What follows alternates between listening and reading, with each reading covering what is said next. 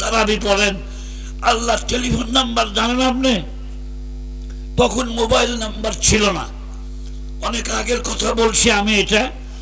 তা আমি বললাম যে হ্যাঁ আল্লাহর টেলিফোন নাম্বার আমি জানি, তবে নাম্বার আমি বলবো, তুই আমার কাছে আইগা।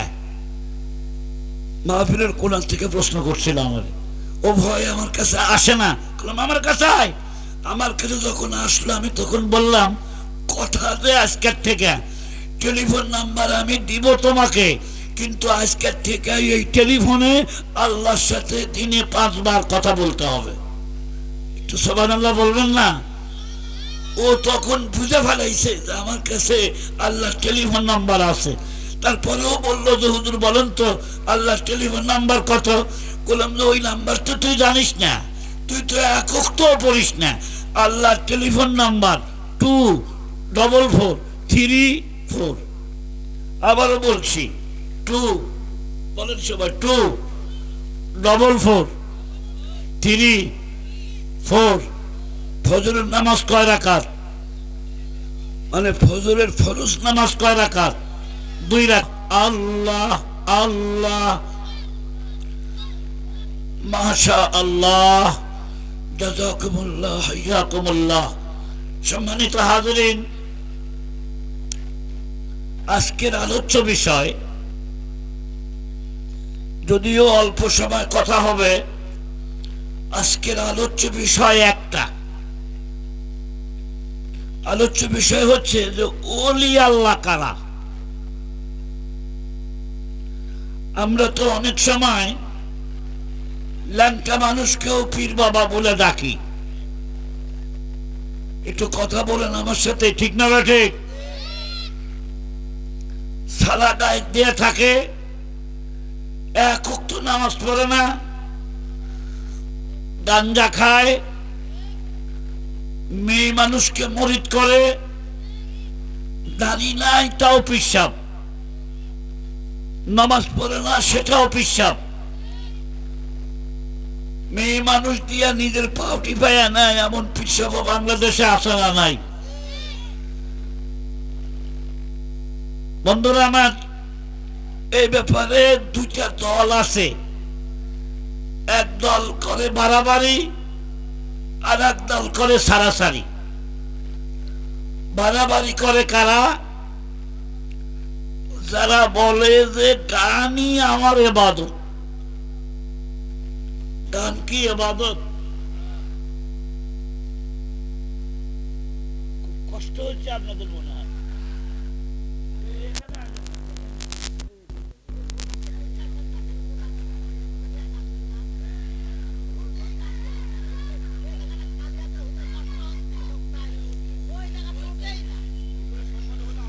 আচ্ছা ভাই, এখানে কি পানি, এখানে পানি আছে নাকি? একটু আগে আসেন। মাশাআল্লাহ মাশাআল্লাহ, একটু আগেন, সামনের থেকে আগে এলে পিছনে এমনি আগে বসবেন। আসেন আসেন আসেন, এই তো নড়াচড়া শুরু হয়েছে। মাশাআল্লাহ মাশাআল্লাহ, এই তো কিছুটা পূরণ হয়েছে। এই হুজুর সামনে আয়, এই টুপি আল্লাহ হুজুর সামনে বসানো ভাই। খুঁটি স্যারের সামনে আসো, আসো সামনে আসো। মোটামুটি মাশাআল্লাহ, জাযাকুমুল্লাহ, হাইয়াকুমুল্লাহ। হ্যাঁ ভাই, এবার আমার দিক তাকান। এক দলে বলে যে গানই আমার ইবাদত। তা খালি মুখে গান না, সারিঙ্গা দিয়া গান গায়, আর বলে এটাই আমার মারেফত, এটাই আমার ইবাদত। একটু নাউজুবিল্লাহ বলবেন না? বন্ধুরা আমার, তাদের কথা হলো যে নামাজের কোনো প্রয়োজন নাই। আমি আপনাদেরকে জিজ্ঞাসা করতে চাই, আল্লাহর নবী কি বেনামাজি ছিলেন? জোরে বলেন, বেনামাজি ছিলেন? আল্লাহর নবী ঢোল তবলা বাজাইছেন? আল্লাহর নবী গান গাইছেন? আল্লাহর নবী হারমোনিয়াম বাজাইছেন? তুমি যে ঢোল তবলা দিয়া গান গায়া বলো এটাই আমার ইবাদত, তাহলে তুমি তোমার ইবাদত লিয়া তো জায়গা মতো যাইতে পারবা না। কথা কন না কেন? গাঞ্জা খায়, গাঞ্জা, সেও বলে যে আমি মারেফত হাসিল করে ফেলেছি।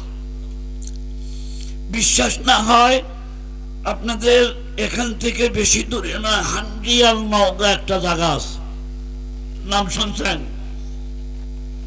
হান্ডিয়াল নওগাঁর নাম শোনেন নাই?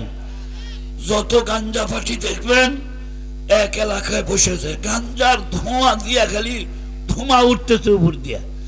তা আমি একজনকে জিজ্ঞেস করলাম, ভাই যে গাঞ্জা খাও কেন? হুজুর এটার নাম তো গাঞ্জা না, এটার নাম হলো সিদ্ধি। এটার নাম কি? আমি বললাম সিদ্ধি খাইলে কি হয়? কয় সিদ্ধি খাইলে সিদ্ধ হাসিল হয়। সিদ্ধ কি? কয় সিদ্ধ মানে মারেফত। শরীয়তরা মুকদ্দমদার এখনো, শরীয়তরা মুকদ্দমদার এখনো, তরিকত আজ শরীয়ত নিস্তে বেরু। আল্লাহু আকবার বলেন। মারিফতের সম্রাট আল্লামা রুমি রহমতুল্লাহি আলাইহি বলেন, তরিকত আর শরীয়ত আলাদা কোনো বস্তু নয়। মাখন আর ঘি তৈরি হয় কিসের থেকে? দুধ থেকে তৈরি হয়। কেউ যদি দুধকে অস্বীকার করে যে আমি দুধ মানি না, এমনি পানি থেকে মাখন বানাবো, হবে? কথা বলেন না কেন? হবে? পানি দিয়ে যেমন মাখন তৈরি হয় না, দুধ ছাড়া যেমন মাখন তৈরি হয় না, শরীয়ত ছাড়া মারিফত অর্জন করা জীবনেও সম্ভব না। জোরে কথা বলতে হবে, ঠিক না ঠিক?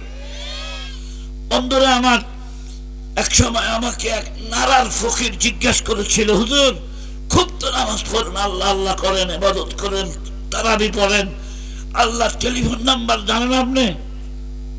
তখন মোবাইল নাম্বার ছিল না, অনেক আগের কথা বলছি আমি এটা।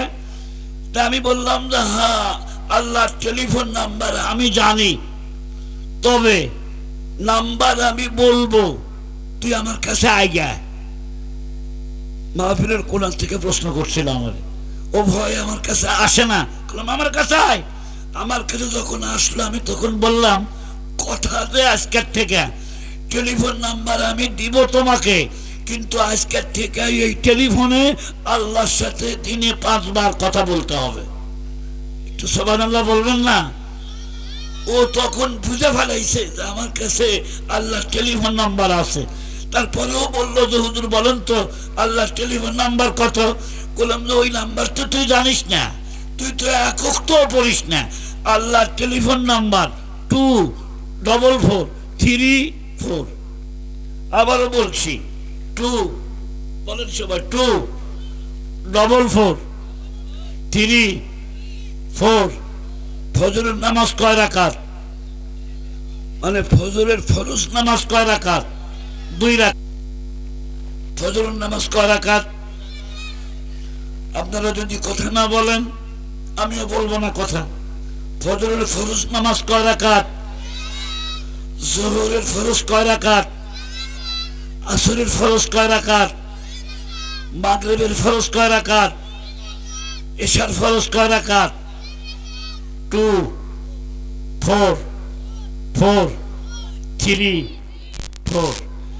এটা কার নাম্বার? আল্লাহর টেলিফোন নাম্বার। মোবাইল নাম্বারও বলতে পারেন। এটা দলিল আছে, দলিল, হ্যাঁ দলিল আছে। ইযা ক্বালাল আবদু আলহামদুলিল্লাহি রাব্বিল আলামিন, বান্দা যখন নামাজের নিয়ত করে আল্লাহু আকবার বলে হাত বান্ধিয়া সূরা ফাতিহার আলহামদুলিল্লাহি রাব্বিল আলামিন বলে, সাথে সাথে উপর থেকে জবাব আসে হামিদানি আবদি। আল্লাহু আকবার বলেন। বান্দা যখন বলে আলহামদুলিল্লাহি রাব্বিল আলামিন, 7 আয়াতের এক আয়াত কেবল বলছেন আলহামদুলিল্লাহি রাব্বিল আলামিন, সাথে সাথে আপনার কানে আওয়াজ আসবে হামিদানি আব্দি, আমার বান্দা আমার প্রশংসা করতেছে। আল্লাহু আকবার বলেন। মুসলিম শরীফের বর্ণনা, বান্দা যখন বলে আর রহমানির রহিম, فقال الله تبارك وتعالى اثنى علي عبدي, বান্দা যখন বলে আর রহমানির রহিম, আমার আল্লাহ বলে আমার বান্দা আমার প্রশংসা আমার সিফাত বয়ান করতেছে। বান্দা যখন বলে মালিক ইয়াউমিদ্দিন, আল্লাহ বলেন মাজ্জাদানি আব্দি। আল্লাহু আকবার বলেন। নামাজ পড়া মানে আল্লাহর সাথে কথা বলা। আপনারা বলবেন যে হুজুর আমরাও তো নামাজ পড়ি, আমাদের কানে তো এই আওয়াজ আসে না। আমাদের কান ঠিক নাই, আমাদের কান গান শুনতে শুনতে, অশ্লীল বাক্য শুনতে শুনতে আমাদের কান নষ্ট হয়ে গেছে। কান যাদের ঠিক আছে, আচ্ছা চামড়ার গুদামে যারা বসে থাকে চা খায়, চামড়া পট্টি আছে আপনাদের চাষ করে? নাটোরে আছে না চামড়া পট্টি? সুগন্ধ না দুর্গন্ধ? কথা জোরে বলেন, সুগন্ধ না দুর্গন্ধ? প্রথম প্রথম যাবেন, দুর্গন্ধে নাকে রুমাল দিতে হবে, আতর লাগাতে হবে আপনাকে, এত দুর্গন্ধ। কিন্তু ওখানে যারা সবসময় বসে থাকে ওরা কি রুমাল দিয়ে বসে থাকে? ওদের কি হয়ে গেছে? আমরা গুনার কথা শুনতে শুনতে, গীবত শুনতে শুনতে, মিথ্যা শুনতে শুনতে আমাদের কান নষ্ট হয়ে গেছে। এই জন্য আওয়াজটা আমরা শুনি না। যারা শুনে তাদের একটা ঘটনা বলবো এখন আপনাদের সামনে। কষ্ট হচ্ছে আপনাদের? আপনারা বাইজিদ বুস্তামির নাম শুনেছেন? হযরত বাইজিদ বুস্তামি রহমতুল্লাহ আলাইহি তার এক বন্ধুকে নিয়ে একটা জঙ্গলে গেছে। জঙ্গলে আসরের নামাজের সময় হয়ে গেছে। বন্ধুকে বলল বাইজিদ বুস্তামি, বন্ধু আসরের নামাজের টাইম হয়ে গেল, দুইজনেও তো জামাত হয়, তবে তিনজন হলে আরো বেশি ভালো হয়, একজন ইমাম আর দুইজন মুক্তাদি। কি বল, কথা ঠিক না ভাই? ঠিক। আর একজন পাবো কোথায়? হঠাৎ লক্ষ্য করলো এক কাঠুরিয়া কাঠ কাটিয়া কান্দেত করে বোঝা নিয়ে আসতেছে। কাঠুরিয়ার মাথায় আছে টুপি, গায়ে আছে লম্বা জামা। কাঠুরিয়া ভাই নামাজ পড়েছেন? বলে নামাজ তো আমি পড়ি নাই। বলে আসেন আমরা তিনজনে মিলে জামাতে নামাজ পড়ি, ওযু করেন। কাঠুরিয়া বলে ওযু আমাকে করতে হবে না, আমি ওযু করেই কাঠ কাটি। আর আস্তে কম সুবহানাল্লাহ, উনি ওযু করে কাঠ কাটে। ওনার ভিতরে কিছু আছে না নাই? বাইজিদ বুস্তামি তখন বললেন, ভাইজান আপনি যখন সর্ব অবস্থায় ওযুর হালতে থাকেন, আল্লাহ রাসূল বলছেন সর্ব অবস্থায় যারা ওযুর হালতে থাকে ওরা আল্লাহর বন্ধু হয়। ওরা যদি মারা যায় ওদের মৃত্যু হয় শহীদের মৃত্যু। আল্লাহু আকবার বলেন। ইমামতিটা আপনিই করেন। বাইজিদ বুস্তামি বললেন ইমামতি আপনি করেন। কাঠুরিয়া বলেন না ভাই আমি সামান্য একটা কাঠুরিয়া, আপনারা বড় বুজুর্গ মানুষ, আপনারা ইমামতি করেন। কাঠুরিয়া বলেন না আমি পারবো না। বাইজিদ বুস্তামি ছাড়ে না। কাঠুরিয়া আগে গিয়া নামাজের নিয়ত করছে, আসরের নামাজ। আল্লাহু আকবার। কেরাত জোরে পড়তে হয় না আস্তে পড়তে হয়? আসরে আসতে 10 মিনিট চলে গেল, উনি রুকুতে যায় না।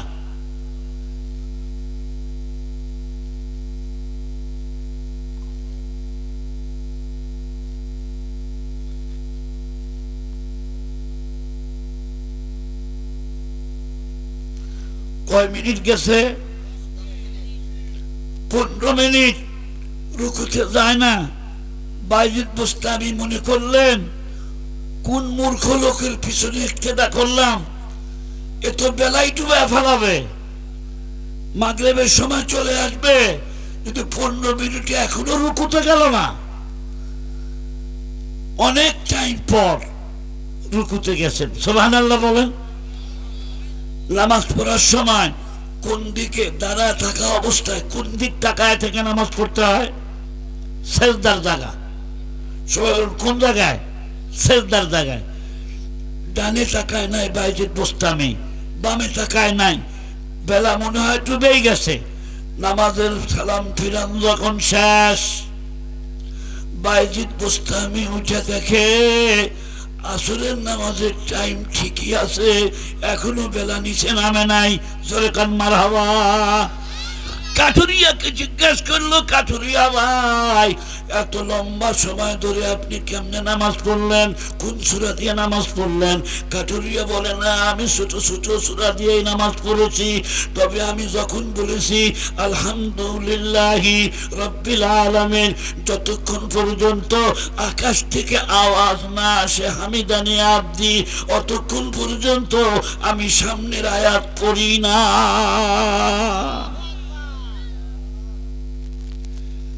কাঠুরিয়ার কান ঠিক আছে না নাই? আর আমরা 70 বছর নামাজ পড়লাম, কোনদিন শুনছি? কথা কন, শুনি নাই বলে কি নামাজ পড়া বাদ দেব নাকি? আমরা নামাজ পড়তেই থাকবো। কপাল যদি খুলে যায় একদিন আপনার কানে আওয়াজ আসতে পারে। আল্লাহু আকবার বলেন। এবার আমি জিজ্ঞাসা করতে চাই আপনাদেরকে, যে বলে নামাজের মতো নামাজ একদিন পড়লেই হয়, ওটা কি আসলে পীর সাহেব না ভণ্ড? আরো জোরে বলেন কি? ওরা বলে কি জানেন, যে আপনারা ওয়াজ করে মানুষকে কান্দান, আমরা গান গায়া মানুষকে কান্দাই। আপনারাও যে কাম করেন আমরাও সেই কাম করি, পার্থক্য হলো কোন জায়গায়? তা আমি বলি যে মুতিয়াও সিরা ভিজান যায়, টিবলের পানি দিয়েও সিরা ভিজান যায়। কথা জোরে বলতে হবে। 1 গ্লাস পেশাব আর 1 গ্লাস টিবলের পানি, স্বচ্ছ পানি, দুটাই তো পানির মতোই দেখা যায়। সিরা ভিজাইলে সিরা ভিজবে না? কথা কম না কা? সিরা ভিজবে না? কিন্তু পার্থক্য কি? একটা পাক আর একটা কি? পেশাব দিয়া ভিজাইলে চিরা হবে না পাক, আর পানি দিয়া চিরা ভিজাইলে চিরা হবে পাক। কোরআন হাদিস শুনে চোখে পানি আসলে অন্তর হবে পবিত্র, আর গান শুনে চোখে পানি আসলে অন্তর হবে অপবিত্র। জোরে কথা বলতে হবে, ঠিক না বেটে? সেদিন একজন বলতেছে গাঞ্জার মধ্যেও সিদ্ধি আছে, একটা গান বানাইছে ওরা।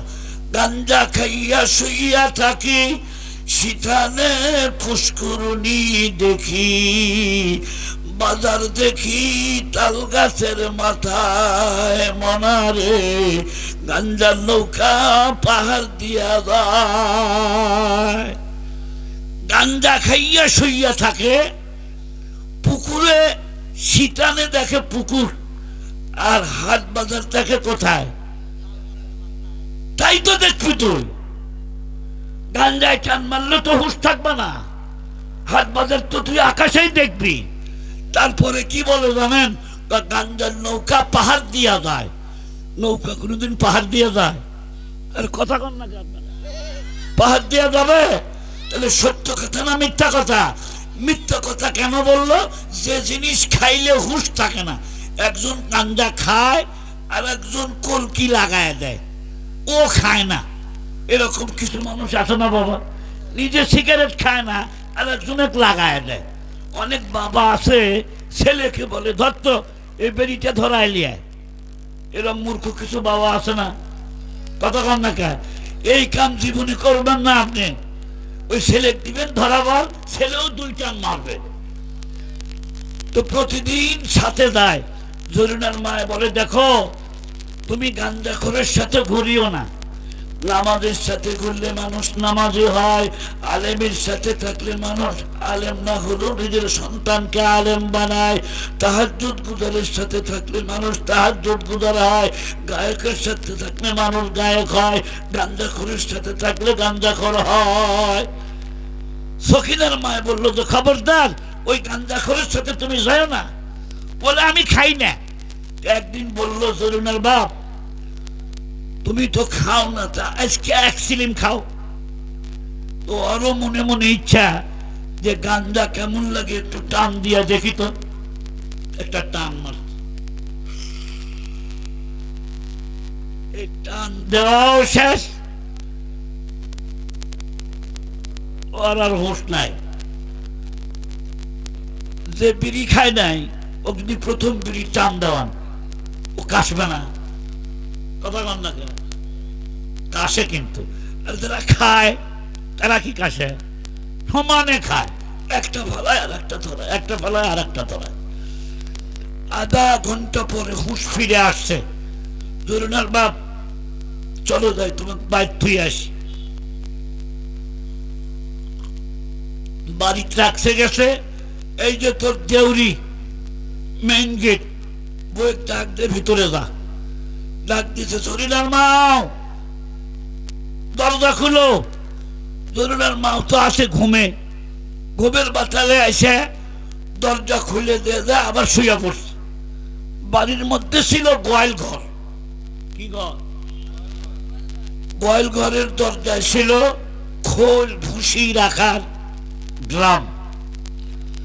ওই ড্রামের কাছে যায় বসছে জরুনার বাপ, হাতায় খোল বার করছে। খোল খোল চাবাইতেছে আর বলতেছে, দুনিয়াটা আর থাকবে না রে, কিয়ামত হয়ে যাবে। পাটালি গুড় তা মিষ্টি লাগে না, ও গুড় খায় না, খোল খায়। কথা কন, যেটা খাইলে গুড় আর খোলের পার্থক্য করতে পারে না, এটা মানুষ খাইতে পারে না। যেটা খাইলে পারে, মাও যেমন দেখা যায়, বউ তেমন দেখা যায়, এমন বস্তু খাওয়া আল্লাহ হারাম করেছেন কোরআন শরীফের ভিতরে। মদ খাওয়া হালাল না হারাম?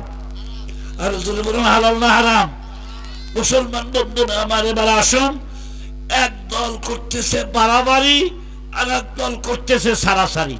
বাড়াবাড়ি করে কারা?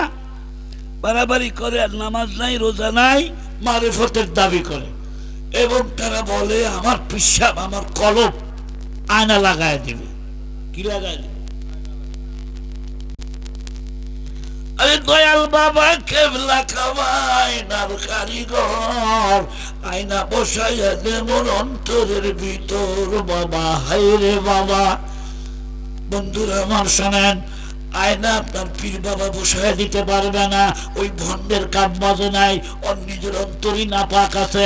আয়না যদি পরিষ্কার করতে চান, হক্কানি পীরের দরবারে যেতে হবে। জোরে কথা কন না ঠিক না বেঠে? হক্কানি পীরও আছে, আর একদল করে সারাসারি, আর একদল মানুষ আছে বাংলাদেশে, আপনাদের এই এলাকাও থাকতে পারে, ওরা বলে পীর বলতে কিচ্ছু নাই, এগুলো সব ভণ্ডামি। আমরা এগুলোকে অস্বীকার করি। মুসলমান ভাইরা আমার, পীর মুরিদি আছে, তাসাউফের কথা কোরআন শরীফে আছে, তাজকিয়া নফসের কথা কোরআন শরীফের ভিতরে আছে। আমি একজন হক্কানি পীরের মুরিদ। আমার পিসাবের নাম হযরত মাওলানা ইউসুফ নিজামী রহমতুল্লাহি আলাইহি, বগুড়া জামিল মাদ্রাসার প্রিন্সিপাল ছিলেন। উনি এখন জামিল মাদ্রাসার পুকুরের পাড়ে ঘুমায় আছেন। আল্লাহ কবরখানা বেহেশতের বাগান বানান, আমিন বলেন। এবার আমি আপনাদেরকে জিজ্ঞাসা করতে চাই যে পীর মুরিদি আছে না নাই? স্বীকার করেন তো আপনারা? অবশ্যই আছে, তবে ভণ্ডামো নাই। কি দিয়া বুঝবেন যে কোনটা আসল পীর আর কোনটা নকল পীর? আমি আজকে 5টা কথা বলবো। এই 5টা সিমটম যার ভিতরে থাকবে, সে আল্লাহর ওলি। একটাও যদি কম থাকে, সে ওলি আল্লাহ হতে পারবে না। 5টা জিনিস যার ভিতরে আছে, সে আল্লাহর ওলি। সে দুনিয়ার থেকে দোয়া করলে আল্লাহ তার দোয়া কবুলও করেন। কয়টা গুণ? সব মানুষ কথা বলেন নাই। কয়টা গুণ? 5টা গুণ। এ বন্ধুরা রে আমার, 5টা গুণের ভিতরে প্রথম নম্বর গুণটা কি, 2 নম্বর গুণ কি, 3 নম্বর গুণ কি, 4 নম্বর গুণ কি, 5 নম্বর গুণ কি, হাতে গুণে আমি আপনাদের দেখায় দেব। তখন বুঝতে পারবেন কে ভণ্ড আর কে আল্লাহর ওলি।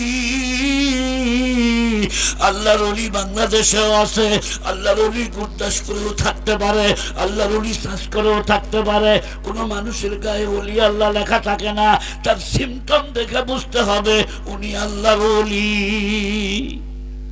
আমি এই মুহূর্তে একটা ঘটনা বলবো। বিরক্ত হচ্ছেন নাকি আপনারা? কষ্ট পাচ্ছেন আপনারা আমার কথায়? মুসলমান ভাইরা আমার, চট্টগ্রামে আজ থেকে 200 বছর আগে তখন বিদ্যুৎ ছিল না, কারেন্ট ছিল না। তখন জজ সাহেবের মাথার উপরে পাখা দিয়া বাতাস করা হতো, বড় পাখা, আপনারা দেখেন নাই বড় পাখা। আর একটা সিস্টেম ছিল যে লাঠি বান্ধা, লাঠির উপরে কাপড় দিয়া, খেতা দিয়া, ওর সাথে একটা দড়ি বান্ধা এক জায়গায় বসে থেকে টানা, এটাকে টানা পাখা বলা হয়। এই পাখা দেখছেন আপনারা? এটা কি বলে, কি পাখা বলে? আরানি। আরানি।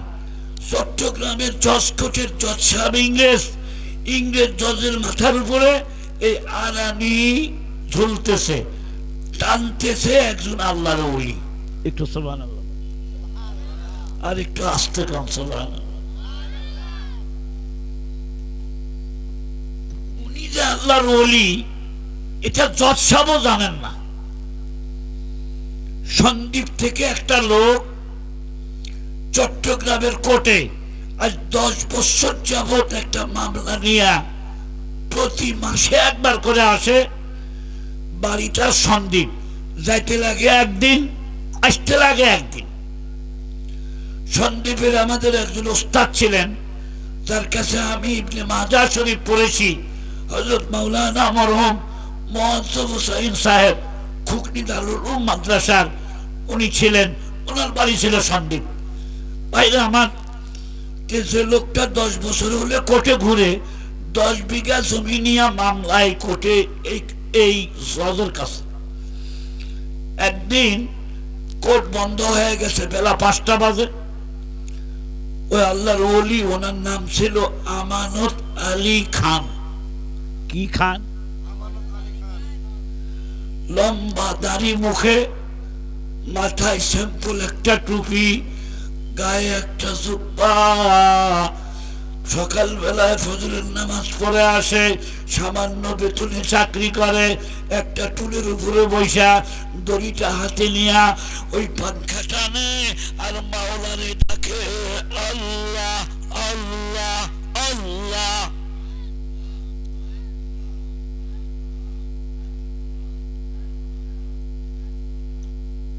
থামেন। এতগুলি মানুষ আল্লাহর নাম নিচ্ছেন, মনে হয় যে একবারে সাগু খায়া।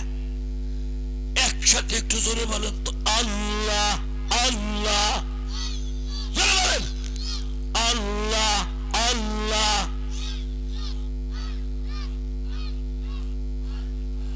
আল্লাহ আল্লাহ আল্লাহ আল্লাহ।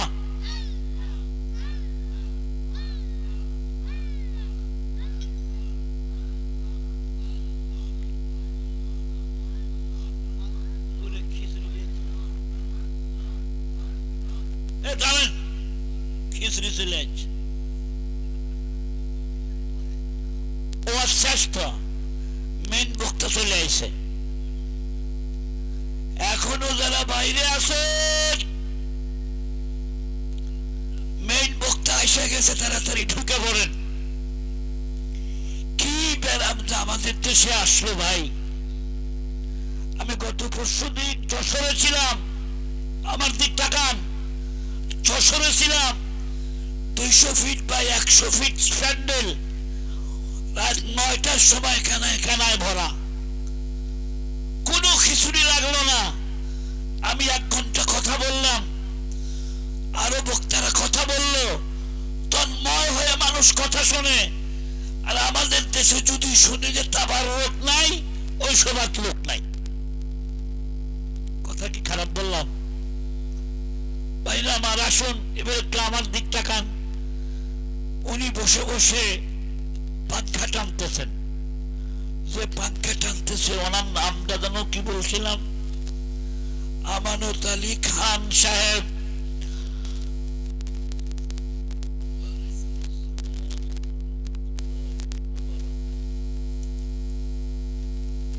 বন্ধুরা আমার, যে লোকটা সন্দ্বীপ থেকে এসেছে, কথা খুব খেয়াল করেন। আসরের পরে পিয়ন ওই আমানত আলী খান কোর্টের দরজা বন্ধ করতেছে, জানলা বন্ধ করতেছে, সব বন্ধ করে যখন চলে যাচ্ছে, দেখে বেঞ্চের উপর একজন লোক বসা আছে, ওই লোকের বাড়ি সন্দীপ। লোকটা বসে বসে কাঁদতেছে, চোখের পানি ঝরঝর করে পড়তেছে। কি ব্যাপার, আপনি কাঁদেন কেন? লোকটা তখন বলে, আপনি কে? বলে, আমি হলাম জজের আরদালি, আমি পাঙ্খা টানি। বলে, ঠিক আছে, আপনি বসেন। আমার কান্দার কারণ আপনি জানতে চান? বলে, হ্যাঁ জানতে চাই। 10 বছর যাবত এই জজ কোর্টে ঘুরি, আমার ন্যায্য সম্পত্তি আমি পাই না। আমি আজকে কাঁদতেছি, আমার একটা কান্দার কারণ আছে। যখনই আসি 1 মাস পর পর আমার তারিখ পড়ে। গত মাসে তারিখ পড়েছে, একটা কাগজের টুকরার মধ্যে তারিখটা লিখে দিয়েছে। বাড়িতে দিয়া ওই কাগজটা আমার হারায়া গেছে। কালকে আমি মনে করলাম দেখি কাগজটা পাই কিনা, কাগজটা পাই না। তখন আমার একটা অস্থিরতা ভাব আরম্ভ হয়ে গেল। তারিখ কবে আমি জানি না। তারিখ জানার জন্য যখন আমি আজকে চট্টগ্রামে আসলাম, উকিলকে জিজ্ঞাসা করলাম। উকিল বলে, কালকেই তো আপনার মামলার তারিখ। কাগজপত্র নিয়ে আগামীকাল 10টার আগে আমার কাছে উপস্থিত থাকবেন। আমি তখন বললাম, উকিল সাহেব, 1-2 দিন পিছায় দেন। সন্দীপে যাইতে 1 দিন, আসতে 1 দিন সময় লাগবে, আমাকে 3 দিন সময় দিতে হবে। উকিল বলেন, আর সময় দিতে পারবো না, দর্শকও আমারও সময় দেয় নাই, এখন আমার উপায় কি? ও আরদালি, ও পিয়ন, শোনো নাও, আমি আজকে এই জন্য কাঁদতেছি, আমার সময় নাই। এই মাত্র সময় আছে, আর 20 ঘন্টা 22 ঘন্টা সময়। এই সময় কেমন করে আমি যাব সেই সন্দীপে? কেমন করে আমি কাগজ আনবো? কাগজ যদি আনতে না পারে, মামলার রায় আমার বিপক্ষে চলে যাবে। এবার আমানত আলী খান পিঠের মধ্যে হাত দিয়ে বলে, বাবা শান্ত হও, যার কেউ নাই তার জন্য আছে আল্লাহ।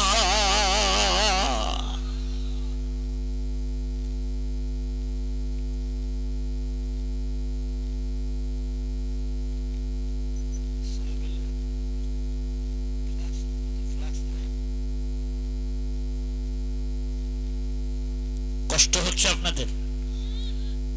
তুমি কাঁদো না, ব্যবস্থা করবে কে? আমার সামনে রাখা আছে কোরআন শরীফ, আমার দিকটা কান। এই কোরআন শরীফের মধ্যে শুধু নামাজের কথা আছে, নাই। এই কোরআন শরীফের মধ্যে বোধহয় বিচার করার কথা নাই, আছে? বিশ্বাস হয়? শুনুন, ঈমান কাকে বলে? এই কোরআন শরীফের শুরু থেকে নিয়ে বিসমিল্লাহর বাদ থেকে নিয়ে নাসের সিন পর্যন্ত যতগুলো আয়াত আছে, প্রতিটা আয়াতের উপরে 100% বিশ্বাস করে মেনে নেওয়ার নাম হলো ঈমান। আল্লাহু আকবার বলেন। একটা আয়াত যদি আপনি অস্বীকার করেন, আপনি যতই নামাজ পড়েন, আপনি বেঈমান। বুঝাইতে পারি নাই বোঝার কথাটা। বহু মহিলা মানুষ আছে, নামাজ পড়ে, উমরা করে, হজ করে, দান করে, মগর পর্দা করে না। চাষকরকারী সব মনে হয় নাই। ওদের দাবি হলো একটা, মনের পর্দা বড় পর্দা, বাইরের পর্দার দরকার কি? আমি বলি, মনের খাওয়া বড় খাওয়া, থাল ভরে ভাত খাও কে? মন দিয়া খাইলেই যদি হয়, মন দিয়া পর্দা করলেই যদি হয়, তা ভাত খাস কে? ওনার বেলায় 16 আনা টনটনা, আর মনের পর্দা বড় পর্দার গালি গালাজ দেয় কি জানেন? ওলামায়ে কেরাম সংকীর্ণ মনা, ওলামায়ে কেরামের মন সংকীর্ণ, তারা নারীদেরকে খারাপ চোখে দেখে। তোমার মন তো সুপ্রসন্ন, তুমি রাতের বেলায় ঘরের দুয়ার দিয়ে শুয়ে থাকো কে? বাজারের মধ্যে এসে শুয়ে থাকো। আমার কথা বুঝেন নাই বোধ আপনারা? চাষকুরের যে দোকানগুলো আছে, সব দোকান রাত্রে বেলায় খোলা থাকে, একটাও খোলা থাকে? নাইট গার্ড আছে না নাই? তালা চাবি, কেসি গেট, শাটার, তারপরে নাইট গার্ড। তারপরে আজকে দেখলাম ফেসবুকে লালমনির হাটে ব্যাংকের টাকা চুরি করার জন্য চোরেরা সাইড থেকে সিন কাটছে। দারোয়ান না থাকতো কাম সেরে ফেলাইতো।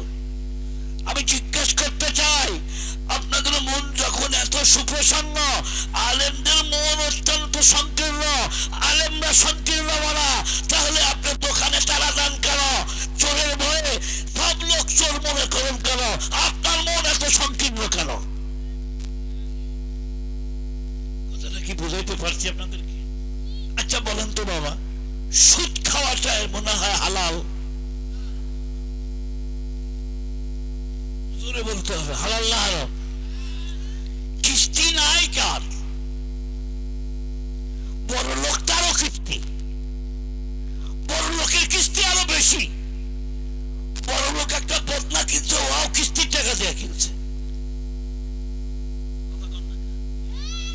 এদেশের সবচাইতে বড় মিসকিন বাংলাদেশের শিল্পপতিরা, যারা কোটি কোটি টাকা লোন তুলে সরকারকে ফাঁকি দিয়া, গার্মেন্টসে আগুন ধরায় দিয়া, জনগণের ট্যাক্সের টাকা মেরে দিয়ে দেশটাকে শেষ করে দেয়। যে কথা কোন না ঠিক না বেঠিক?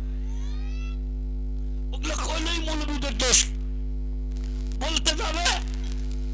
এই কথা বলবেন, মাহফিল দাঁড়ায় দেবে, রাজনীতি করেন না। কথা বলবেন না, কালকেই দেখলাম এক জায়গায় একবার দাঁড়ায় গেছে, এখন দাঁড়াইস কে? আগের আমলে না একটু উল্টা পাল্টা হয়েছে, এখন তো দেশ স্বাধীন বলা হচ্ছে। কি স্বাধীন হলো? কমানি পারি না কথা। কথা আমাদেরকে বলতেই হবে। জোরে বলেন, সুদ খাওয়া হালাল না হারাম? আর জোরে বলেন, ভ্যানওয়ালা ওরও কিস্তি আছে, রিক্সাওয়ালা ওরও কিস্তি আছে, মুদি দোকানদার ওরও কিস্তি আছে, কোটিপতি তোমার তো কিস্তির উপরে কিস্তি। গোটা দেশ সুদ দিয়ে ভরে গেছে। মারেফত, মারেফতের আব্বা ছিলে, মারেফত হাসিল করতে 5 কাজ লাগে। কথাটা কি মনে আছে আপনাদের? মনে আছে? কয়টা? এই 5টা আঙ্গুল বের করে দেখান তো দেখি একটু। হাতগুলো তুলুন তুলুন তুলুন, আইসামো করেন না। কয় কাজ? নাম্বার 1, হাত নামান। নাম্বার 1, তরকু জামিল মাসিয়াত, সব প্রকারের গুনাহ ছেড়ে দিতে হবে। তোমার অন্তরে গুনাহ আছে, তোমার চোখে গুনাহ আছে, তোমার কানে গুনাহ আছে, তোমার পায়ে গুনাহ আছে, তোমার অর্থনীতিতে গুনাহ আছে, তোমার সব জায়গায় গুনাহ আছে। তুমি যতই নামধারী আশিকে রাসূল হও না কেন, যতই তুমি ওই পোস্টার বিজ্ঞাপন লাগাও না কেন, এগুলো সব ভুয়া। গুনার সাথে বেলায়েতের কোনো সম্পর্ক নাই, বেলায়েতের সাথে মাসিয়তের কোনো সম্পর্ক নাই। মাসিয়ত মানে গুনাহ, বেলায়েত মানে ওলি আল্লাহ হওয়া।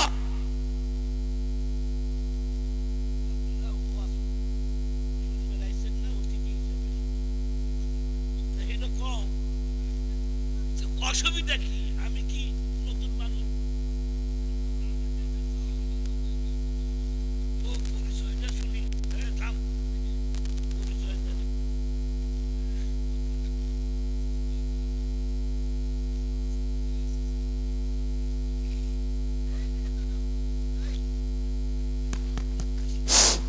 আসসালামু আলাইকুম রহমতুল্লাহ। সম্মানিত মুসল্লিবৃন্দ, আলহাজ হজরত মাওলানা জাকারিয়া সাহেব নাটোরি আমাদের সুন্দর যুক্তিবাদ হিসাবে কোরআন এবং হাদিসের আলোকে হেদায়েত শোনাচ্ছিলেন। আমরা তাই শুনব। ওনার কণ্ঠস্বর আরও যেন সুললিত হয়, যেন চা খাওয়ার একটু সুযোগ দিয়ে আপনাদের কাছে দোয়া নেওয়ার জন্য একটু পরেই দাঁড়াবেন বাংলাদেশ জামায়াত ইসলামী নাটোর জেলার সহকারী সেক্রেটারি এবং জামায়াত ইসলামী মনোনীত আগামী জাতীয় সংসদে কোরআনের কণ্ঠস্বরকে বুলন্দ করার উদ্দেশ্যে যিনি পার্লামেন্টে বক্তব্য রাখবেন, জামায়াত ইসলামী মনোনীত এমপি পদপ্রার্থী বড়াইগ্রাম উপজেলা পরিষদের সাবেক ভাইস চেয়ারম্যান এবং ভারপ্রাপ্ত চেয়ারম্যান, বাংলাদেশ জামায়াত ইসলামীর নাটোর জেলার সহকারী সেক্রেটারি অধ্যাপক মাওলানা আব্দুল হাকিম ভাই আপনাদের সামনে একটু দোয়া চাইবেন। এই ফাঁকে হুজুরের কণ্ঠ যেন আল্লাহ বুলন্দ করে দেন, সুললিত করে দেন, সবাই বলেন আমিন। এখন কিছু কথা এবং দোয়া চাইবেন অধ্যাপক মাওলানা আব্দুল হাকিম, বাংলাদেশ জামায়াত ইসলামী মনোনীত এমপি পদপ্রার্থী নাটোর 4। আসসালামু আলাইকুম ওয়া রাহমাতুল্লাহ।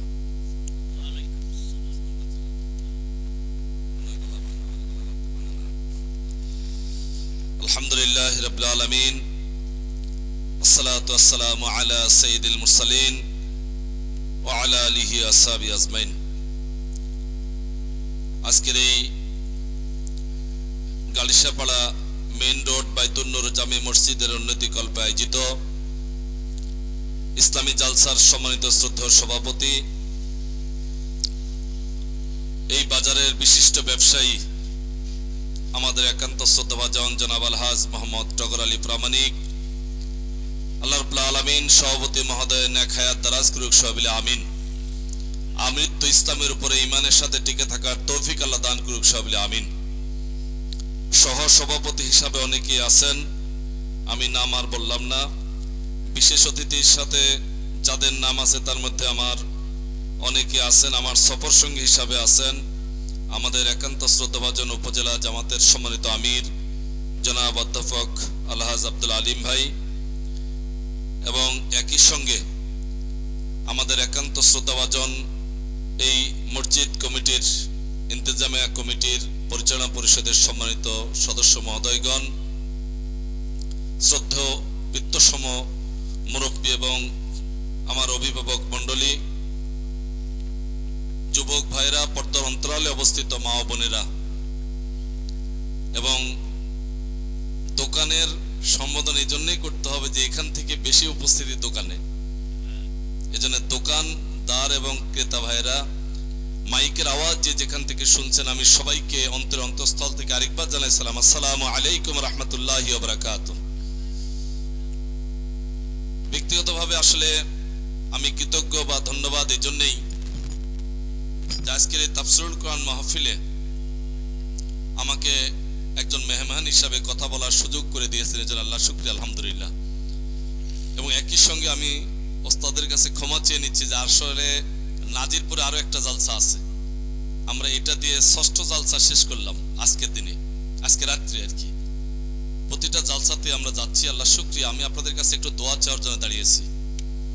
আমি ব্যক্তিগতভাবে আসলে শুনলেন যে জামাত ইসলামীর এমপি প্রার্থী, আমি মাদ্রাসা থেকে 1 থেকে কামিল পর্যন্ত মাদ্রাসায় পড়াশোনা করছি এবং সর্বোপরি এখন মাদ্রাসায় শিক্ষকতা করছি। আমার গর্বের বিষয়, আমি বিভিন্ন সময় বলি যে আমার রাজনৈতিক জীবনে কাউন্সিলর এবং ভাইস চেয়ারম্যান নির্বাচনে আমি সব সময়ের জন্য স্মরণ করি মুর্শিদ আলিয়া থেকে পড়াকালীন সময়ে একজন আল্লাহর মুকাররাবিন মহসিন পর্যায়ের একজন শিক্ষক আমার সরাসরি পেয়েছিলাম, মরহুম মাওলানা মাজহারুল ইসলাম। সরাসরি 1998 সালে ফাজেল পরীক্ষায় দোয়া করে বলছিলেন যে আলহামদুলিল্লাহ, সেই নেকের দোয়ার বরকতেই আমি ওই সময় ফাজেলে এখানে ফার্স্ট ক্লাস পেয়েছিলাম। এবং একই সঙ্গে আমি মনে করি আমার জীবনের জন্য এটি একটি আশীর্বাদ। সেই ধারাবাহিকতা আজকেও আপনাদের কাছে একটু দোয়া চাই, আমার জন্য একটু দোয়া করবেন। আমার ব্যক্তিগত কোনো কারিশমা নেই যে উপজেলা পরিষদ ইলেকশন করে সেখানে ব্যাপক ভোটে বাংলাদেশের রেকর্ড সংখ্যক ভোট নিয়ে নির্বাচিত আল্লাহ করে দিয়েছেন আমাকে। আমার বড়াই গ্রামের জনগণ যে পরিমাণ ভালোবাসছেন, নিঃসন্দেহে আমার জন্য এটা একটা গর্বের বিষয়, গৌরবের বিষয়। তারই ধারাবাহিকতা হয়তোবা 2 থানার এই লক্ষ লক্ষ জনতার সেবক হিসাবে, খাদেম হিসাবে আমার সংগঠন আমাকে দায়িত্ব দিয়ে আপনাদের সামনে প্রেরণ করেছেন। শুধুমাত্র একক দলের ভোটে কেউ কখনো নির্বাচিত হতে পারে না। আমার দল আমাকে প্রার্থী সিলেকশন দিল, এই খেদমত করে কোরআন এবং সুন্নাহর কথাগুলা বাস্তব জীবনে আমল এবং সমাজে বলে উপস্থাপন করার সহযোগী হিসাবে সম্মানজনক আসনে যেতে হলে দল, মত, ধর্ম, বর্ণ নির্বিশেষে সবার সহযোগিতা এবং সমর্থন প্রয়োজন। তাই আপনাদের সামনে দোয়া চাই। আমি দোয়া চাই এই জন্যে, আল্লাহর বক্তব্য, ওস্তাদ এখানে আছেন, বিসমিল্লাহির রহমানির রহিম, আল্লাযিনা ইম্মাক্কান্নাহুম ফিল আরদ আকামুস সালাত ওয়া আতুজ যাকাত তা'মুরুনা বিল মারুফ ওয়া তানহাউনা আনিল মুনকার। একজন নির্বাচিত প্রতিনিধির 4টি কর্মসূচি থাকতে হবে। তিনি নামাজ প্রতিষ্ঠার জন্য কথা বলবেন, যাকাতকে প্রতিষ্ঠিত করার জন্য কথা বলবেন, মানুষকে সৎ কাজের কথা বলবেন, অসৎ কাজ থেকে নিষেধ করবেন। ছাত্র জীবন থেকে এই পর্যন্ত যতটুকু সম্ভব যখন যেখানে যে অবস্থায় আলোচনা করেছি, আকিমুস সালাত ওয়া আতুজ যাকাত আমরা কথাগুলো উপস্থাপন করেছি, তা'মুরুনা বিল মারুফ আমরা কথাগুলো উপস্থাপন করেছি, ওয়া তানহাউনা আনিল মুনকার সরাসরি অন্যায়ের বিরুদ্ধে বলিষ্ঠ ভূমিকা রেখে বলিষ্ঠতার সাথে সাহসিকতার সাথে কাজ করার চেষ্টা করেছি। আগামী দিনের জন্য একইভাবে আপনাদের কাছে দোয়া চাই। নিঃসন্দেহে আপনার আমানত, নির্বাচিত একজন ব্যক্তিকে নির্বাচন করার ক্ষেত্রে ভোট আমানত একটি গুরুত্বপূর্ণ বিষয়। এই ভোটটাই নির্বাচিত একজন প্রতিনিধিকে দিলে যদি সেই প্রতিনিধি আমরা হয়ে যদি ভালো কাজ করি, আপনি তার একটা অংশ, আর আমরা নির্বাচিত হয়ে যদি খারাপ করি 100% আপনিও তার একটা অংশ। অতএব আজকের এখানে যারা আছেন, আমি সবার কাছে অনুরোধ করব, স্বাধীনতার 53 বছর অতিবাহিত হয়ে গেল, কোন আলেম হয়তো আপনাদের সামনে এসে এইভাবে বিনয়ের সাথে কোরআন হাদিস দিয়ে কথাগুলা বলে কিন্তু নির্বাচিত হওয়ার ব্যাপারে আবেদন করে না। আমি হয়তোবা এই প্রথম হয়তোবা আমি আপনাদের এই মুর্শিদা আলিয়ার একজন ছাত্র আলেম একজন হয়ে আপনাদের সামনে আসছি। অনেক নেতা নির্বাচিত করেছেন, এবার আমাদেরকে একটু সহযোগিতা করে দেখেন না, আমরা দেশের জন্য, জাতির জন্য, আপনাদের জন্য নিয়মতান্ত্রিক সকল দিক থেকে মানসম্মত উন্নয়ন করতে পারি কিনা। আমি প্রতিশ্রুতি দিচ্ছি, আল্লাহকে হাজির নাজির জেনে ভাইস চেয়ারম্যান থাকাকালীন সময়ে 1 টাকা দুর্নীতি আল্লাহ আমাকে দিয়ে করায় নাই। বৈষম্যহীন ভাবে আমি আমার সমস্ত বরাদ্দগুলোকে বন্টন করেছি। আগামী দিনে যদি আল্লাহ সুযোগ দেন, নির্বাচিত যদি আল্লাহ করেন, আপনারা যদি আমাকে সমর্থন করেন 100%, আমি এতটুকু প্রতিশ্রুতি দিচ্ছি, 1 টাকার খেয়ানতকারী হয়ে কাল কিয়ামতের মাঠে আমার জাহান্নাম অবধারিত করে জান্নাত হারাতে চাই না। 100% দুর্নীতি মুক্ত হয়ে সকল দিক থেকে উন্নয়নের করার প্রতিশ্রুতি আপনাদের কাছে দিচ্ছি। বয়স্ক, বিধবা, প্রতিবন্ধী থেকে শুরু করে সমস্ত ভাতা ন্যায্যতার ভিত্তিতে পৌঁছানোর জন্য একজন নেতৃত্বের সদিচ্ছাই যথেষ্ট। হাফিজি মাদ্রাসা, এতিমখানা, কওমি মাদ্রাসা, এই মাদ্রাসাগুলো আজকে জরাজীর্ণ অবস্থা, রাষ্ট্রীয় অর্থায়নে এগুলো ভালো একটা অবস্থানে যাওয়ার কথা, কিন্তু দুর্ভাগ্য শুধু জাতির নেতৃত্বের অভাবে সরকারি বরাদ্দ সব স্কুল, কলেজ, মাদ্রাসায় যেমন যায়, ঠিক তেমন ওই মাদ্রাসাগুলোতে নেতৃত্ব যদি আমরা হতে পারি, ইসলামী নেতৃত্ব হয়, তাহলে এই মাদ্রাসাগুলো আধুনিকতার শিক্ষার পাশাপাশি এগুলোকে গড়ে ওঠা সম্ভব। একজন ছাত্র কোরআনের শিক্ষায় শিক্ষিত হয়ে আলেম হবে, ডাক্তার হবে, ইঞ্জিনিয়ার হবে, তিনি আমার ইমামতি করবেন, আপনার ইমামতি করবেন আপনার সন্তান। এই যোগ্যতা শেখানোর জন্য রাষ্ট্রীয় অর্থায়নে আধুনিক মানে নিয়ে আসতে হবে শিক্ষাকে। সেক্ষেত্রে সুযোগ করে দেওয়ার উদারতা আহ্বান আপনাদের কাছে রাখছি। সর্বোপরি আমার কথায় যদি কেউ কষ্ট পান, আমি ক্ষমা চেয়ে নিচ্ছি।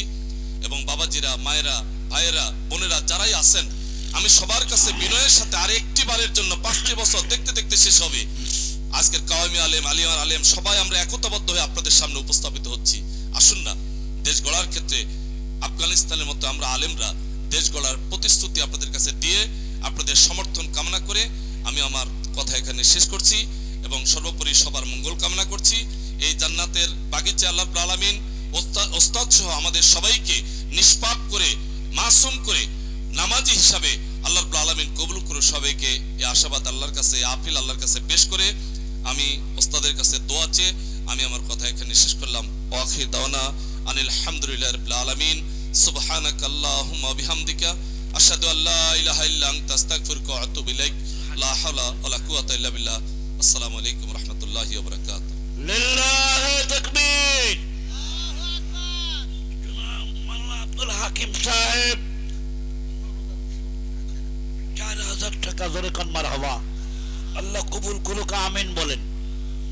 ভাইরা আমার, আমরা একদম শেষ প্রান্তে চলে এসেছি। কয়টা কাজ বলছি, কয়টা কাজ?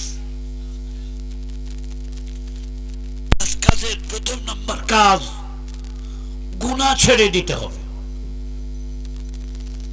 ভাইরা আমার, গুনাহ অনেক প্রকার আছে। আমি একটা মারাত্মক গুনার কথা বলেই একটু চিটাগাঙ্গের দিকে যাব।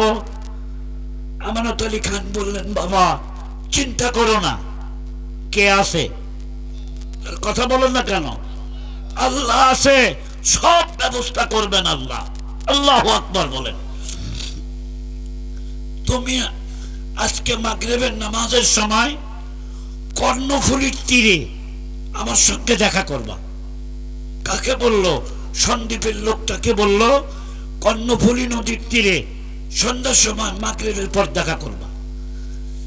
ইনি চিন্তা করলেন ইনি জজ সাহেবের আর্দালি, কর্ণফুলীর তীরে কি কাম, আমার কাগজ দরকার আজকে, কালকে 10টার সময় আমার কাগজ দরকার, কর্ণফুলীর তীরে আমি কাগজ এনে দিবে কেমন করে আমাকে? আমি আপনাদেরকে জিজ্ঞাসা করতে চাই, আল্লাহর হাতে সে ক্ষমতা আছে না নাই? আরো জোরে বলুন, আছে না নাই? মুসলিম ভাতৃবৃন্দ, ঠিক মাগরিবের পরে যাই দেখো উনি আগেই সেখানে উপস্থিত। বললো, বাবা তুমি এখানে দাঁড়াও, তোমার বাড়ি কোথায়? বলে, হুজুর বাড়ি আমার সন্দ্বীপে। কতক্ষণ সময় লাগবে যাইতে? একদিন যাইতে লাগে, একদিন আসতে লাগে। বাবা তুমি চিন্তা করিও না, তোমার কাগজ আনার ব্যবস্থা আমি অবশ্যই করে দিব, আল্লাহ যদি সহায় থাকে। তবে একটা শর্ত আছে। কি শর্ত মুরব্বী বলেন? বলে, 1 নম্বর শর্ত হচ্ছে আমার, একটাই শর্ত হচ্ছে আমার, আমি যে তোমার কাগজটা আইনা দিলাম এটা জজ সাহেবকে বলতে পারবা না, উকিল সাহেবকে বলতে পারবা না, পৃথিবীর কোনো মানুষকে বলতে পারবা না। যদি তুমি বলে দাও তাহলে আমার অসুবিধা হবে, তোমার চাইতে আমার অসুবিধা বেশি হবে। আল্লাহু আকবার বলেন। লোকটা পড়ছে বিপদে। বললেন, হুজুর ঠিক আছে, আমি কারো কাছে বলবো না, আপনি কেমনে কাগজ এনে দিবেন একটু ব্যবস্থাপনা করেন। বলে, বাবা তুমি চক্ষু বন্ধ করো। আল্লাহু আকবার বলেন। কাগজটা কেমনে আনে? আল্লাহর ওলি যারা হয়, আল্লাহর বন্ধু যারা হয়, আল্লাহর পক্ষ থেকে ব্যবস্থাপনা হয়। এই বন্ধুগণ আমার, ওলির খাতায় নাম লেখাইতে চাইলে 1 নম্বর গুনাহ বন্ধ করতে হবে। গুনাহ করে ওলি আল্লাহ হওয়া যায় না।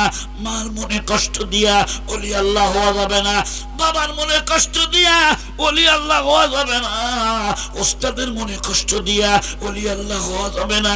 ওলি আল্লাহ তো দূরের কথা, দুনিয়ার কোন সন্তান যদি মারে কষ্ট দেয়, বাবারে কষ্ট দেয়, দুনিয়ায় তার শাস্তি হয়। বহু প্রমাণ পৃথিবীতে আছে।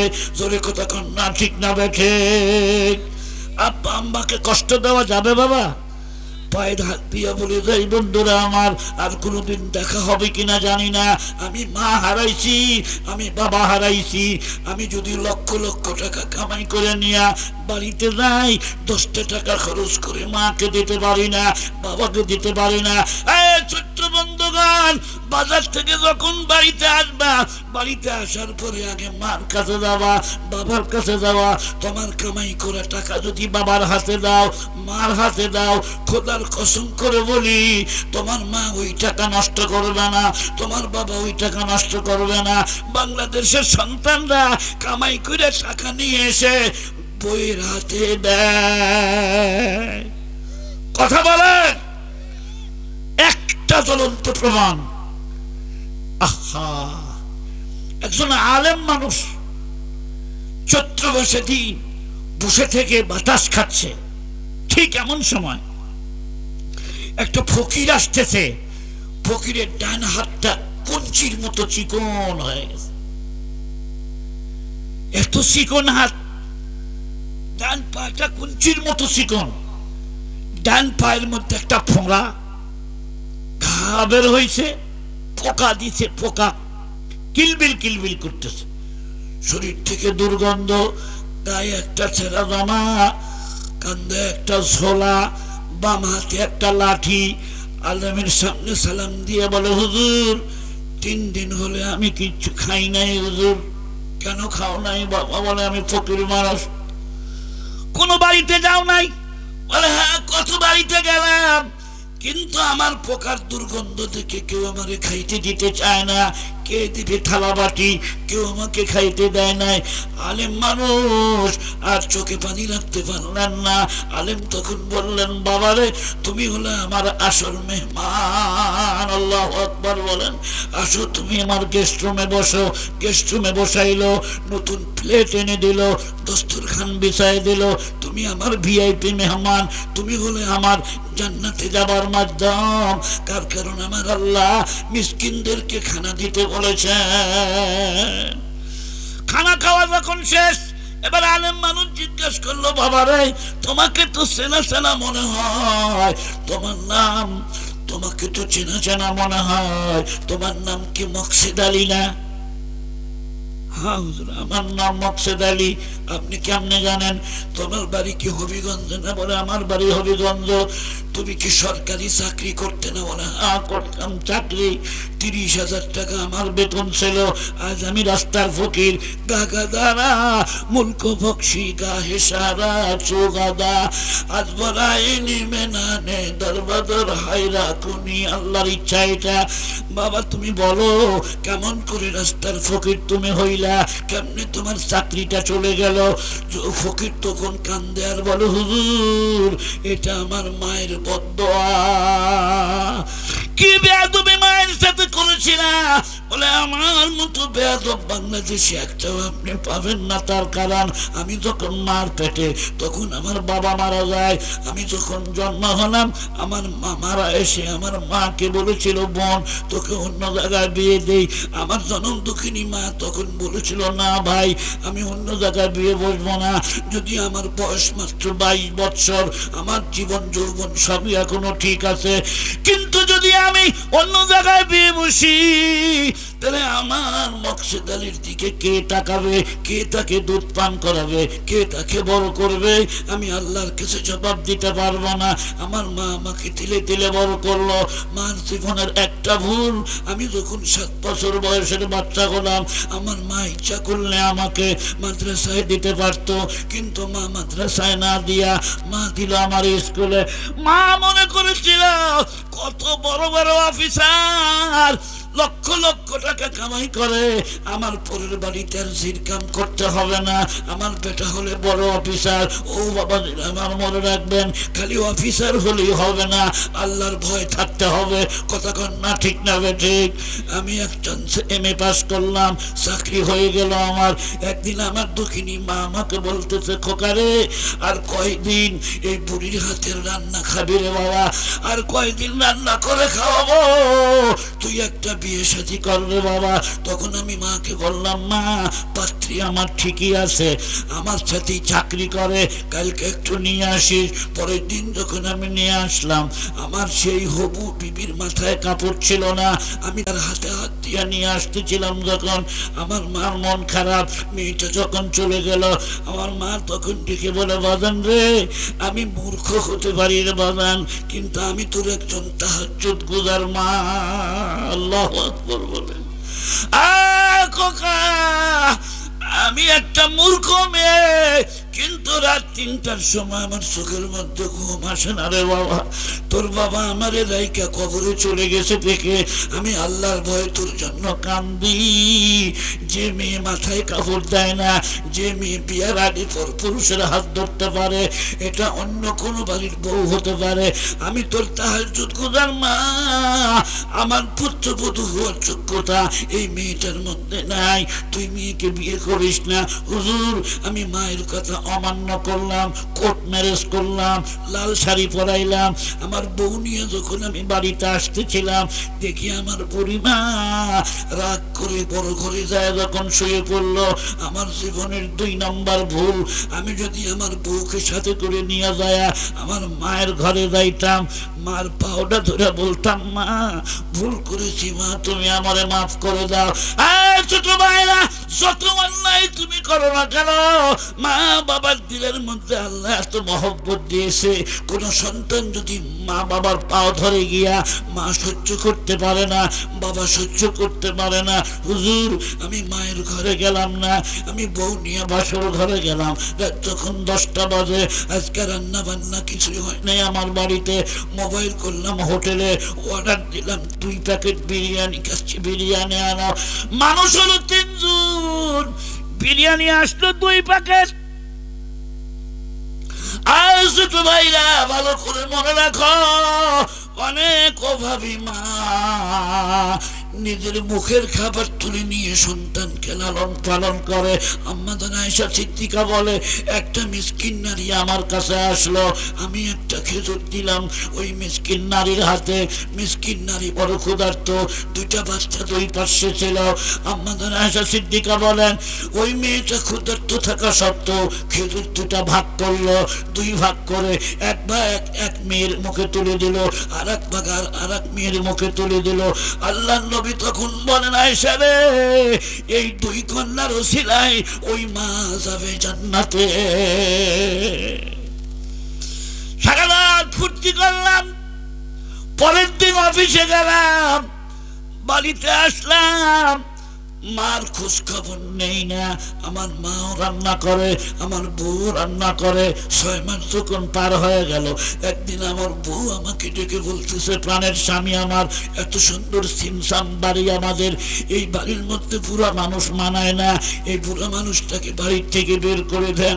এই ছোট্ট বন্ধুগণ, আমি খোদার কসম করে বলতে পারি ভাই, তোমার মা বাপ বেঁচে আছে দেখেই তোমার বাড়িটা এত সুন্দর দেখাবা। কথা বলেন, যেদিন মা থাকবে না, যেদিন বাবা থাকবে না, তোমার আলিশান বাড়ি, আলিশান বাড়ি অত সুন্দর দেখা যাবে না। কারণ তুমি এখন নওজোয়ান, ভোর 8টার আগে তোমার চোখের ঘুম ভাঙে না। কিন্তু মা বুড়া মানুষ, বাবা বুড়ো মানুষ, ওদের চোখে হয়তো ঘুম নাই। তাহাজ্জুদের মুহূর্তে উঠে ওরা আল্লাহর কাছে তোমার জন্য দোয়া করে, এই সম্পত্তি কয়দিন বাড়িতে বেঁচে আছে, কোনোদিন কষ্ট দিবে না। তোমার মা বাবার মুখ হলো মক্কা মদিনা। আমার বউ যখন বলল ওই যে তোমার মা দাঁড়িয়ে আছে, তোমার মাকে ধাক্কা দিয়া উঠানের মধ্যে ফেলে দাও। হুজুর আমার হাতের দিক তাকান, এটা এমনি কুঞ্চির মতো চিকন হয়ে যায় নাই, এটা আল্লাহর গজব। এই ডান হাতখানা দিয়া আমি মায়ের ঘাড়ের মধ্যে হাত দিয়া ধরলাম, জোরে একটা ধাক্কা দিলাম। যখন আমার মারে, যে মার পেটে আমি 10 মাস ছিলাম, 40 মণ দুধ যে মায়ের পেটের থেকে খাইছি, ওই মারে যখন ধাক্কা দিয়া উঠানের মধ্যে ফেলে দিলাম, আমার মার মাথা কেটে গেল, রক্ত বের হলো। খালি করলো, খোকারে আমাকে বাড়ির থেকে বের করে দিস না রে বাবা, তুই আমাকে মারতে পারলি, তোর কি একটু মায়া লাগে না রে বাবা? পুত্রবধূ ডাক দিয়া বলে দাও, বুড়ির চুলটা ধরে এখনই বাড়ির থেকে বের করে দাও। চুল যখন ধরলাম শক্তিশালী হাত দিয়া, আমার মা তখন বলে, বাজান রে, লাল শাড়ি পরে আমি এই বাড়িতে আসছিলাম, কোনোদিনই বাড়ির থেকে বের হবো না। দ্বিতীয়বার বিয়ে বসলে আবার লাল শাড়ি পরতে হতো। আবার একটাই মাত্র চিন্তা, কোন দিন সাদা শাড়ি পরে আমি কবরে যাব। এটা তোর বাপের ভিটা, আমাকে বের করে দিস না রে বাবা, তোর চাকরির টাকা আমি চাই না রে বাবা, ভিক্ষা করে খাবো রে বাবা, তবু বাড়ির থেকে বের করে দিস না। মানলাম না বইয়ের কথা শোনা। আতার রাজুলু ইমরাতাহু আক্কা উম্মাহু ওয়া আদনা সাদিকাহু, কিয়ামতের আলামত। আমার মাকে যখন বের করে ফেলে দিলাম বাইরে, মেইন গেটটা বন্ধ করে দিলাম, বউ বলল আজকের থেকে বিপদ দূর হয়ে গেল। আমি জানতে চাই বিপদ গেল না বিপদ আসা আরম্ভ হলো? 6 মাস মনের দুঃখ সুখে দিন কাটাইতেছিলাম, বাড়ির মধ্যে কেউ নাই, আমি আর আমার বউ। মনে করলাম এইভাবে যদি আমাদের জীবন যাবে না, না না, এইভাবে জীবন যায় না রে। এই বন্ধুরা রে, আমার 6 মাস পরে হুজুর আমি একদিন শুয়ে আছি, আমি ঘুমের থেকে উঠে দেখি আমার ডান হাতটা অবশ হয়ে গেছে। তো মশুমগ রুরে আজ হেলমে খোদা, তো মশুমগ রুরে আজ হেলমে খোদা, দেরো গিরাদ শক্ত গিরাদ মর্তরা। আল্লাহ ধরেন না, ধরেন না, আল্লাহ যখন ধরেন তখন কিন্তু ছাড়েন না। ডান হাত আবার আস্তে আস্তে হাত চিকন হতে থাকলো, আমার ডান চোখটা বন্ধ হয়ে গেল, আমার ডান পায়ের মধ্যে একটা ফোঁড়া বের হলো, ঘা হলো, পোকা দিল, চিকিৎসা আরম্ভ হলো। ব্যাংকের টাকা যখন সব শেষ, আমার বউ কম চেষ্টা করলো না আমাকে বাঁচাবার জন্য, শেষ পর্যন্ত বিদেশে নেওয়া হলো, বাড়ি বিক্রি করলাম, বিদেশে গেলাম। বিদেশের ডাক্তাররা বলে যে পোকা তোমার পায়ে ধরেছে, তামাম দুনিয়ার ডাক্তার একত্রিত হইয়া এই পোকা কেউ বন্ধ করতে পারবে না, তুমি বাড়িতে চলে যাও। হুজুর বাড়িতে আসলাম, গাছতলায় থাকি। আমার যেই বউয়ের জন্য এত অবস্থা আমার হলো, সেই বউ একদিন আমাকে রাখিয়ে যখন চলিয়া যাচ্ছিল, আমি বললাম বউ তুই কই যাস? বউ তখন বলে তোমার কাছে থাকে লাভটা কি, আমি ফকিন্নিগিরি করতে পারবো না, আমার চাকরির টাকা তোমারে দিতে পারবো না, তার কারণ চাকরি 2 জনের আগেই শেষ হয়ে গেছিল। আমি তখন বললাম বিবিরে একটু দাঁড়া, একটা কথার জবাব তুমি দিয়া যাও রে বউ শোন, আজ যদি আমার মা বেঁচে থাকতো, আমার যদি বাড়ি ঘর কিছুই না থাকতো, যদি গাছতলায় আমি আর আমার মা থাকতাম, বলো বিবি বলো, আমার মা কি আমাদের রাইখা কোনো জায়গায় যাইতে পারতো? এই ছোট্ট বন্ধুগণ, মার মনে ব্যথা দিও না। মা যদি একবার হাত তুলে তোমার বিরুদ্ধে, তোমার জীবন শেষ, আখিরাত শেষ। এমন মারে কষ্ট দিও না, এমন মারে যারা কবরে শোয়ায় রেখে, আব্বা আম্মাকে কবরে শোয়ায় রেখে আমার জীবন দূরে বসেছেন এই জায়গায়। আমি একটু আশা করেছি ওই মা বাবার জন্য হাত তুলে দোয়া করব। আমার সাথে দোয়া করতে আমার কোন কোন বন্ধু রাজি আছেন? তুই হাত উঁচু করে দেখান। নারায়ণ তাকবীর। আল্লাহ আমাদের হাতগুলিকে কবুল করো, আমিন বলেন, বলেন আমিন। মাশাআল্লাহ, হাত নামান। ঘড়ির কাঁটা ঘুরতে ঘুরতে 12টা বেজে গেছে বন্ধুরা আমার, এবারে বিদায়ের পালা। খালি বলে তুমি চক্ষুটা বন্ধ করো, কাগজ তোমার আইনে দেই। কথাটা কি মনে আছে? মনে আছে? বলবো 2 মিনিটে? অবশ্যই বলবো। তবে আমি একটু দেখতে চাই আজকের এই মসজিদের জন্য আমার কোন বন্ধু মার জন্য কি এনেছেন, বাবার জন্য কি এনেছেন। বাবার সম্পত্তি চাষ করে খান, বাবার সম্পত্তি, বাপের ঘরে বসবাস করেন, বাপ আজকে পৃথিবীতে নাই। মার শান্তির জন্য, বাবার শান্তির জন্য কোন বন্ধু এমন আছেন? মার জন্য 5,000 টাকা, বাবার জন্য 5,000 টাকা, মার জন্য 500 টাকা, বাবার জন্য 500 টাকা দেবার মতো মানুষ। গরিব রে, তোমার কাছে কিছুই নেই রে গরিব। মার জন্য 100, বাবার জন্য 100। হাত পাতলাম, আমি মুসাফির মানুষ। আসো কোনো বন্ধু দিতে পারো মার জন্য, বাবার জন্য কিছু টাকা পয়সা। আসেন, একটু উঠে আসেন বন্ধুরা আমার, কষ্ট করে। আর কষ্ট আপনাদেরকে আমি দিতে চাচ্ছি না। নাই কোনো বন্ধু, সব দান খয়রাত দ্বিতীয় বক্তার হাতে দিয়ে দিচ্ছেন। টাকা দিচ্ছেন কারা কারা? একটু হাত তুলে দেখান তো দেখি বাবা, হাত তোলেন তো দেখি। টাকা দিচ্ছেন কারা কারা? হাত তোলেন।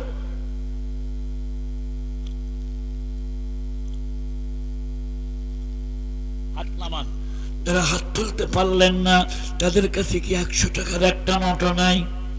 মাশাআল্লাহ, আমার একটা মাইকলা ভাই দিল 100 খান টাকা।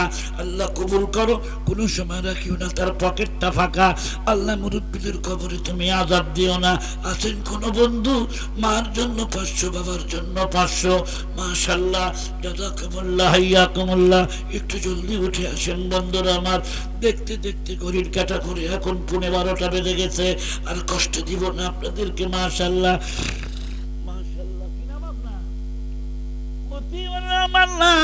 আল্লাহ মুজিব বলবেন। আধাত আধাত ছোট্ট একটা রুমাল, রুমালটা কর্ণফুলীর পানির মধ্যে বিছাইল। বিছানার সাথে সাথে ওইটা একটা ছোট্ট বোট নৌকা হয়ে গেল। জোরে কান মারহাবা। আউলিয়ারা হাসতে কুতুরতা আজইলা, তীরে জোস্তা বাজে করতাত নাজেলা। পিস বোটের মতো দামি স্পিড নৌকা হয়ে গেল।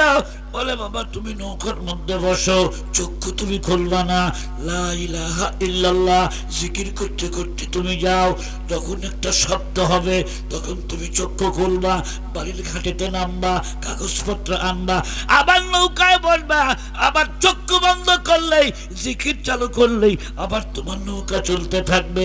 আমি এখানেই আছি। মারহাবা বলেন না, জোরে কান মারহাবা। ভণ্ডামি দেখাও, দেখো কি আশ্চর্য কারামত। 5 মিনিটও লাগে নাই, আমি আসলাম ঘাটে, আসি দেখি হুজুর দাঁড়ায় আছে। আমাকে বললো নামেন, কাগজপত্র আনছেন? বলে হ্যাঁ আনছি, কাগজপত্র আনছি। উনি নৌকার উপর হাত দিলেন, আবার নৌকাটা রুমাল হয়ে গেল, আবার হাত ধরে বলে বাবারে আবার নিষেধ করতেছি, খবরদার এই কারামতের কথা তুই কারো কাছে বলবি না। কেন হুজুর কি অসুবিধা? বলে আল্লাহ এটা পছন্দ করেন না, কারামতের কথা প্রকাশ করতে নাই, তুই চলে যা। পরের দিন যখন জজ সাহেবের সামনে কাগজ গেল, জজ সাহেব বলে আসামি কোথায়? লাব্বাইক হাজির। তুমি না বললে যে কাগজপত্র বাড়িতে, কাগজ কেমনে আসলো? বলে আল্লাহ ব্যবস্থাপনা করছে। জজ ছিল ইংরেজ, খ্রিস্টান, আমি এটা মানি না। কেমনে আনছো বলো? বলবো না, যদি তুমি না বলো মামলার রায় তোমার বিরুদ্ধে যাবে। বিপদে পড়ে গেল লোকটা। বললো হুজুর ওই দিন নিচে বসে থেকে পাঙ্খা টানে, ওটা সাধারণ কোন মানুষ না, উনি আল্লাহর ওলি। জজ উঠে দাঁড়িয়ে গেলেন, আমানতদারের খাঁর কাছে যাইয়া হাতের থেকে রশি টান দিয়ে নিয়ে বলল হুজুর বেয়াদবি মাফ করবেন, আজকের থেকে আপনার চাকরি আর নাই, চাকরি নট, আপনার আর চাকরি করা লাগবে না, যতদিন বেঁচে থাকেন এমন সিগনেচার আমি দিয়ে যাব, মাসে মাসে আপনি বেতন পাবেন। আপনি এত বড় একজন আল্লাহর ওলি হইয়া কেমনে আপনি এই কাজটা করেন? আপনাকে আমি মাফ করিয়া দিলাম।